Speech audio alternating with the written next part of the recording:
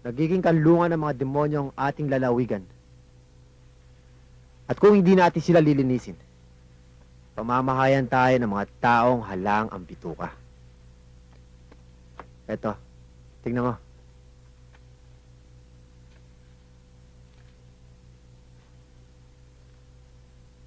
Etong mga hindurupot na itong nakasagupan natin kagabi.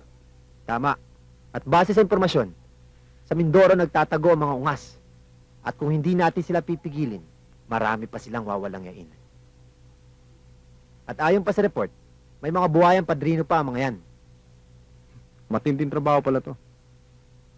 Umubra kaya ako? Kayang-kaya mo yan, partner. Alam ko kung paano mo pupungusan ang kasamaan ng mga taong yan.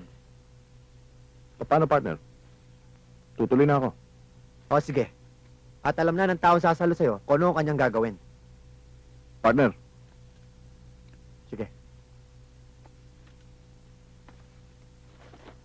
Partner. Ingat ka. anak, para sa'yo. Thank you, Itay. Tay, ba't palagi niyong dala yung baril na yan? Alam mo anak, nasa serbisyo kasi ang itay mo eh. Kaya kailangan ko ng baril. Ah, ganun ba? Tay, sana po lagi kayong magdarasal para iligtas po kayo ng Diyos sa lahat ng panganib. Huwag kang magalala, hindi tayo nakakalimot. Pero, teka nga muna. Kamusta nga pala pag-aaral mo? Hay naku kuya, matataas ang grades niyang anak mo. Sabi nga ng teacher niya, siya ang pinakamabait sa klase nila. Wala siyang kibo, pero siya ang pinakamatalino. Oo, talaga? Opo, Itay, kasi di po ba, yan naman ang gusto ng nanay, na maging mabait ako at mag-aral na mabuti.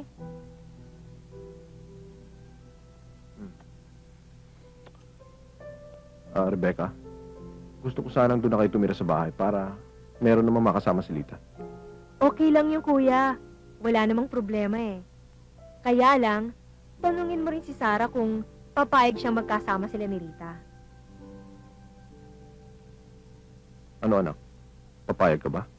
Opo, Itay, kahit na ano po ang gusto nyo, kasi po mahal na mahal ko kayo eh.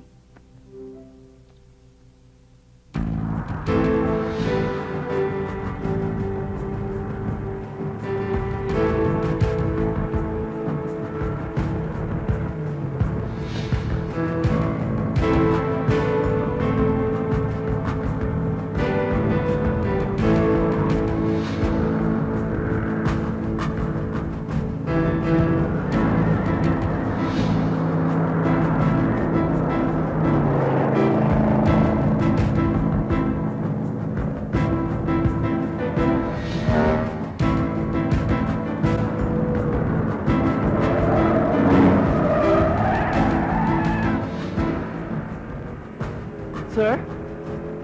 Malayo ba Mindoro? Malayo-layo rin. Tatawid pa nga tayo ng dagat eh. Tatawid ng dagat? Eh, paano yan? Hindi ako marunong lumangoy. Hindi problema yon. Basta kumapit ka lang sa gulong ng kotse natin. Ayos ka na. Gulo na kotse? Pai, kapag establisado na tayo sa Mindoro, gusto kong sunduin mo ang anak ko. Opo, bossing. Kaya lang, baka hindi bigay sa akin ni Ate Rebecca. Hindi problema yon. Nag-usap na kami. Ano ba? Anytime, sir. Basta sabihin nyo lang sa akin kung kailan.